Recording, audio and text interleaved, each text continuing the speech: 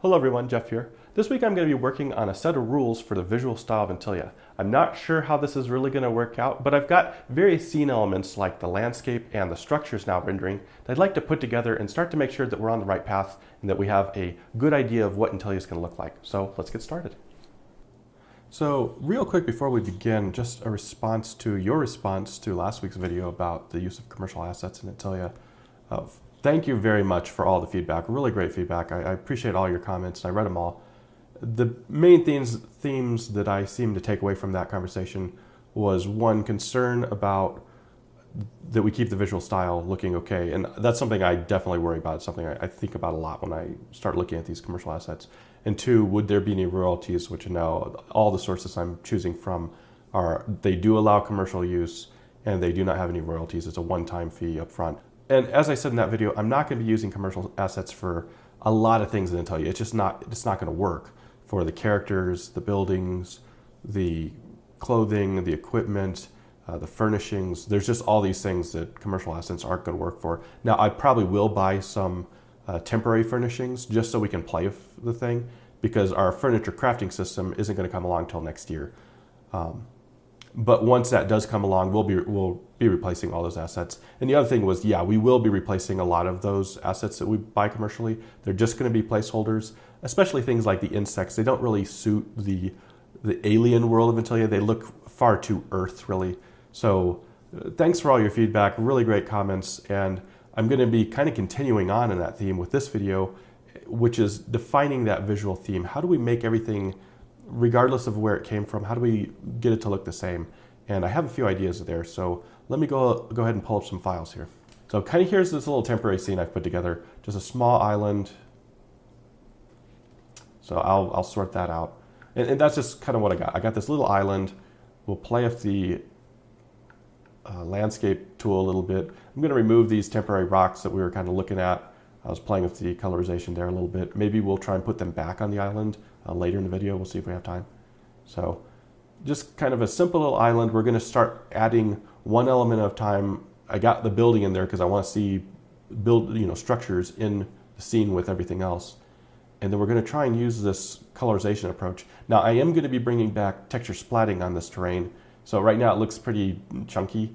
We're going to bring back texture splatting because the resolution just isn't enough. So, and if we use high res textures, it kills performance on low end machines. So I think even though I'm not crazy about splatting in some ways, the performance creates its own headaches. But I think we have to bring it back just because this doesn't cut it. So let me go make some changes to our landscape tool, and we will see how those textures work out.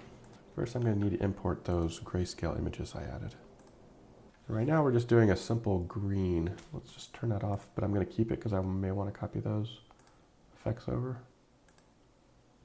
So, does it appear? Colorized texture effect. Awesome.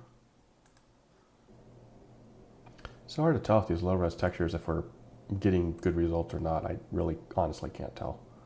Looks like garbage. It's just noise. I mean, it looks great. We have problems again.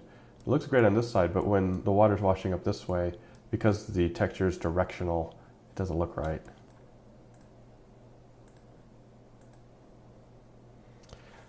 Okay, so I got my textures, and while I was waiting for some files to transfer, I was playing around a little bit, added some more effects to our landscape. Just having fun. I also, of important note, is that I tried to tone down the contrast between our highlight color and our shadow color for several of these colors, just because the noise effect wasn't really, I didn't really like it. So I tried to narrow down that gradient range a little bit, just so that we're dealing with a little closer to solid colors. And then once we get some high-res exports, then maybe we'll play around a little bit more.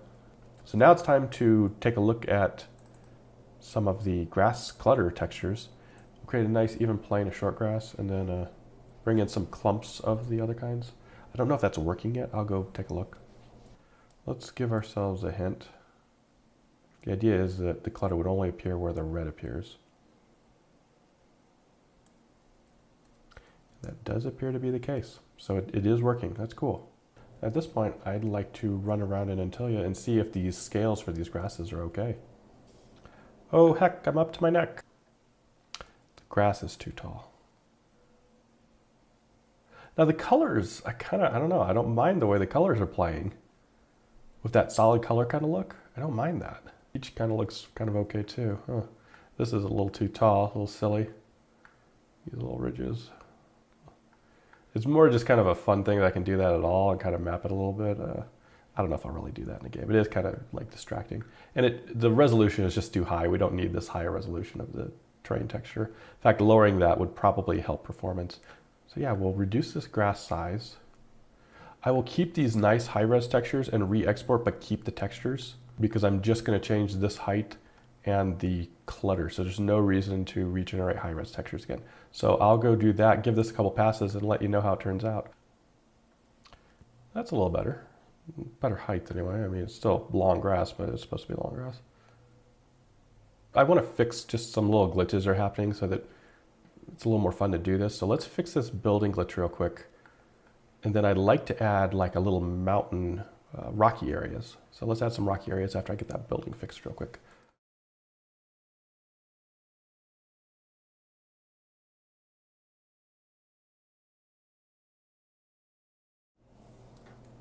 There we go. Now we don't have those ugly little gaps. Looks kind of a complete, I mean, it doesn't have any windows or doors, but it looks kind of complete at least. And I do realize with, like, we have this issue where there's this perfect line going around. So I am aware of that. I'll try and clean that up. Okay, so let's add some hills, some rocky hills with some rock clutter around them, and use that as an opportunity to see kind of another solid color introduced into the landscape, see how that goes. Oh, I'm going to regenerate everything because it's going to be, dang, I'm going to regenerate the textures, which takes like 40 minutes. Ooh.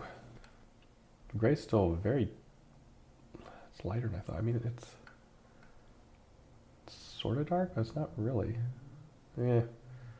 Let's not keep fussing with it. There is a storm moving in, and I'm running out of time for the day.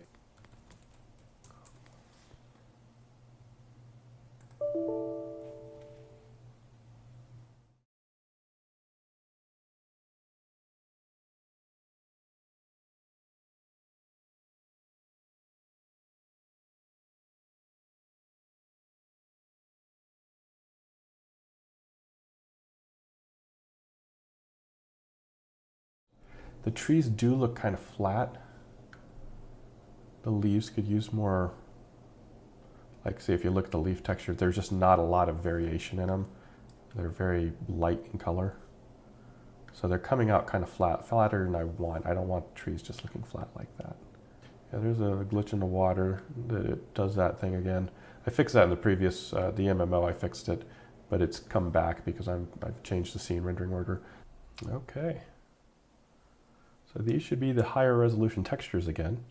And indeed it does look so. I would love to see these, if this sand could actually flow and stuff nicely. That's the advantage we're hoping for with the pre-baked textures instead of splatting, but it's so difficult to do that.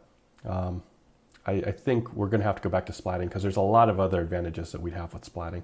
It looks like these clutter rocks around the base of the mountain are actually, because I chose a less detailed texture for them, they just look like a blurry mess. So that's not working. Let's check out the trees. Now I did try swapping out to another tree, and we do have this problem where mip mapping causes the leaves to start to disappear. So I'll think about that issue. That's something that can be fixed.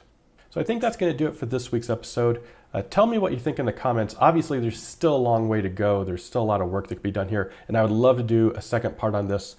Maybe next week or in a following week, depending on where the structure editor is. With the structure editor, I do need to do a little bit more work getting a user interface figured out. Then I want to do the interior tile set. So thanks for tuning in, and I hope to see you next time. Take care. A special thanks goes to this month's Patreon supporters. If you'd like to support the project, you can do so by visiting www.patreon.com/Antilia.